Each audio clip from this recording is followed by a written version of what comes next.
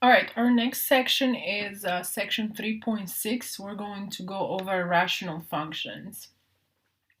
So some of this is going to feel like review, and then some of this is going to be new, like graphing rational functions with by hand, and then also talking about the end behavior of a rational function and the behavior around an asymptote. So this is going to be new material compared to college algebra. So a rational function is a function of the form f of x equals another function p of x over q of x, where p of x actually and q of x have to be polynomials. So even though rational functions are constructed from polynomial, the denominator and the numerator is a polynomial, their graphs are going to look quite different from the graphs of polynomials, and they're quite complicated. So let's see examples of rational functions. So decide if it is a rational function. Well, is the top a polynomial? Yes, the top is a polynomial of degree 2. Is the bottom a polynomial? Yes, it's a polynomial. It's in factored form and is also of degree 2. So it's a polynomial of a polynomial, so this makes a rational function. Then if it is, find its domain. The domain, you know, if we have a rational expression, we can't divide by 0. So the domain is going to be all real numbers except what makes the denominator 0. So the denominator is made 0 by either x equals 1 or x equals negative 2. So the domain is going to be all real numbers except negative 2 and 1. Negative 2 from here and 1 from here. So no to that, yes to everything else. So the domain is simply going to be negative infinity to negative 2, union negative 2 to 1, union 1 to infinity. So all real numbers but these two, that makes the denominator 0. Find the x-intercept. Well, the x-intercept, we set y equal to 0, right? So we're going to set this equal to 0. The y, the f of x equals to 0. A fraction is 0 when the numerator is 0. X squared plus 3 equals 0. But there's no real number that squared plus 3 is going to give me 0. So because if I subtract 3 from both sides, I must have that x squared equals negative 3, and there's no real number solution. So there are no x-intercepts. None. And then for the y-intercept is simply the function evaluated at 0, if it's possible. Is 0 in the domain? Sure, 0 is here, so I can evaluate the function at 0. So the y-intercept is f of 0, and it's going to be 0 squared plus 3 over 0 minus 1 is minus 1 times 0 plus 2. So it's 3 over negative 2. So the y-intercept is at negative 3/2. All right, what about the next one? Is this a rational function?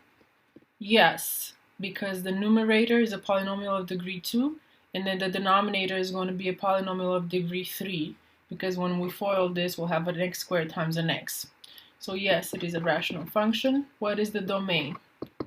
Domain is all real numbers except what makes the denominator 0. Well, x squared plus 1 equals 0. There is no real numbers that will satisfy this. This is for the same reason as x squared plus 3. So I have no things to exclude from this one, and from x plus 2 not being equal to 0, this will give me that x cannot be equal to negative 2. So the domain will be everything but negative 2, and we write this as negative infinity to negative 2, union negative 2 to infinity. So that is the domain. Now let's find the x-intercept. So the x-intercept, so a rational expression is equal to 0 when the numerator equals 0. So the x-intercept is going to be given by x minus 3 equals 0. And I add 3 to both sides, and I get that x squared equals 3. And I take square root of both sides, and don't forget my plus or minus. So x is going to be equal to plus or minus square root of 3. So I have two x-intercepts. The first one is at root 3, 0, and the second one is at negative root 3, 0. So these are my x-intercepts. And now for the y-intercept, the y-intercept is f of 0 if 0 is in the domain, and 0 is in the domain, because the only thing that is not in the domain is negative 2. So it'll be 0 squared minus 3, so minus 3, and then 0 squared plus 1 is 1, times 0 plus 2, 2. So this also has y-intercept negative 3/2. And then the last one, is this a rational function? Well, let's see. The numerator is x squared plus 2 is a polynomial of degree 2, but the denominator has a square root of x, so this is not a polynomial. Not a polynomial. So this f of x is not a rational function.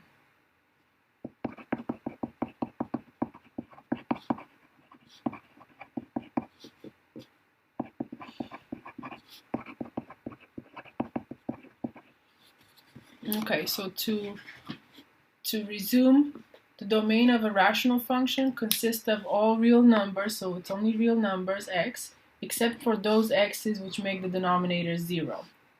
So this is going to be important when graphing a rational function, because we're going to have to pay special attention to the behavior of the graph near those x values where the denominator is 0. We'll see in a little bit that that's where the function has vertical asymptotes.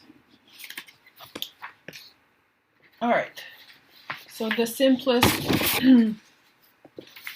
rational function is f of x equals 1 over x, because 1 is a polynomial of degree 0, if you can think about it, and the bottom is a polynomial of degree 1.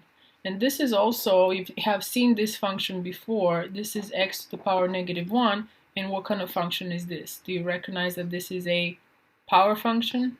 Recall, power functions is of the type k times x to the p. So in our case, k is 1, p is 1, p is negative 1. So a power function like this is also a rational function. And we know how the graph of this looks like. If you don't remember how it looks like, then make a table of value and connect the dots together. So the graph of 1 over x looks like this.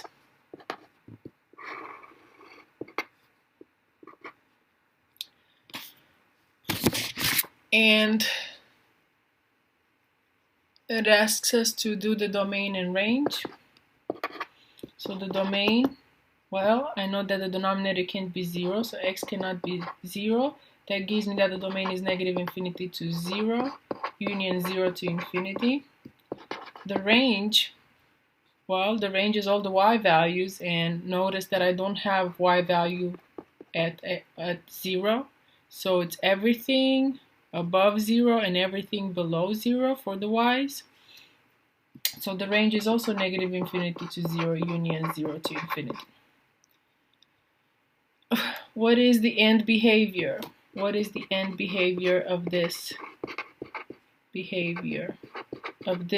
rational function, which is also a power function? So if you recall from power function, the end behavior means as x goes to infinity, what is happening to y, or to the f of x. So this is my f of x. What happens as x goes to infinity? If x is right here, the y is right here. If I increase x to right here, the y is right there. And if I increase it and let it go to infinity, I see that the y value gets closer and closer to 0. So f of x goes to 0. And as x goes to negative infinity, what happens to the y? Well, if x is negative and it's right here, the y value is here. If x is even more negative, the y value gets even closer to 0, and so on. So as x goes to negative infinity, the function approaches 0 as well. So in calculus, this is actually what we call a limit notation. So another way to write this will be limit as x goes to negative infinity of f of x equals 0. So this is how you will see this notation. So as x goes to infinity, where is the function going? Well, it's going to 0. Or, oh, I'm sorry, it's this one. And then limit as x goes to positive infinity of the function equals 0. Sorry about this mess. Also, now we're going to add what happens to the function near 0 when x approaches 0. So what happens as x goes to 0.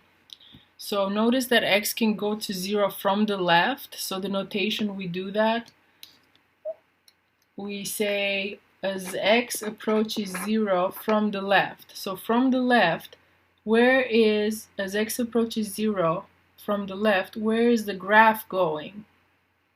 It goes down to negative infinity. So f of x goes to negative infinity. Or in limit notation, we say as x goes to 0, f of x from the left, f of x equals 0. And then as x goes to 0 from the right, so if I approach from the right or from the left, as I approach from the right, the graph goes up to infinity. So we say that f of x goes to infinity. So limit as x goes to 0 plus, the function is 0. So we'll see in a second that this right here is a vertical asymptote, and what we're basically saying that around the vertical asymptote, well, you remember from college algebra that rational functions have vertical and horizontal asymptotes. So what we're adding now is that when I have a vertical asymptote, the function either goes down to negative infinity or up to positive infinity, close to that vertical asymptote. And I know that at the vertical asymptote, at x equals 0, that's the vertical asymptote, I can't cross that because there's no y value when x equals 0. X equals 0 is not in the domain of the function. Okay, how can we use the graph of 1 over x to graph more complicated rational functions? So for example, if I want to graph f of x equals x plus 3 over x plus 4, remember in this class we're not using a graphing calculator, so how do I do it? By hand, knowing the graph of y equals 1 over x. Well, the trick is to either do long division, divide these two polynomials, or the trick I like to use is I need to make a 4 at the top, so I need to add a 1 at the top, and if I added a 1, I need to subtract a 1. So adding and subtracting a 1 to the numerator does not change it. So I can rewrite this as what is x plus 3 plus 1? That's x plus 4. And then I have the minus 1 over x plus 4. So all I did, I wrote 3 as 4 minus 1, guys. That's all I did. Why did I do that? Because I can distribute the common denominator now. So this is going to turn into x plus 4 over the denominator x plus 4. And then minus 1 over x plus 4. But what is x plus 4 divided by x plus 4? Well, that's 1. And then minus 1 over x plus 4. Why did I do this? Well, now I can graph this function. If I rewrite this function f of x equals x plus 3 over x plus 4 as 1 minus 1 over x plus 4, then I know that f of x equals 1 minus 1 over x plus 4 is going to be the function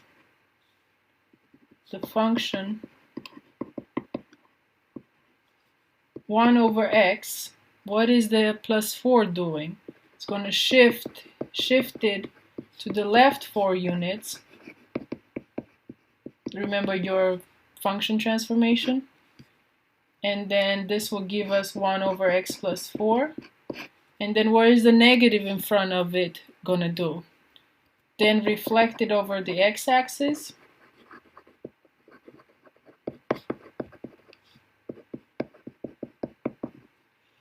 So this will be negative 1 over x plus 4. Remember, when the negative is on the outside, it's reflection over the x-axis. And if the negative was with the x, it would be over the y-axis. And then finally, where is this 1 doing? It's shifting it up 1 unit. And then up 1 unit. So this will finally give me 1 minus 1 over x plus 4, which is the function I want to graph. So now this means that if I start with my function 1 over x, which looks like that, and then I shifted, so this is 0, then I shifted to the left 4 units, so 1, 2, 3, 4, then it's going to go here.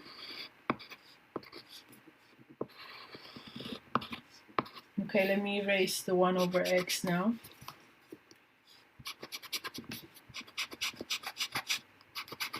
So I took 1 over x and shifted it to the left 4 units. And then I need to reflect it over the x-axis. So if I reflect this portion over the x-axis, it's going to go down below here. So this portion is going to go like this. And then this portion reflected over the x-axis is going to go up here. So now let me erase the other portion.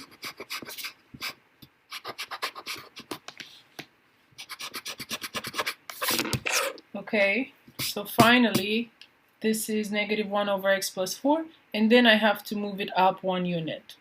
So basically, now this is going to be moved up 1 unit, so it's going to be like this.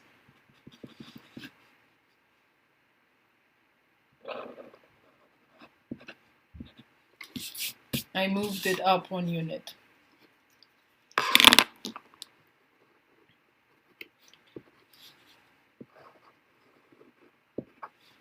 This was negative 4, and this is 1 right here. So this final one is going to be the graph of x plus 3 over x plus 4. We just used transformations.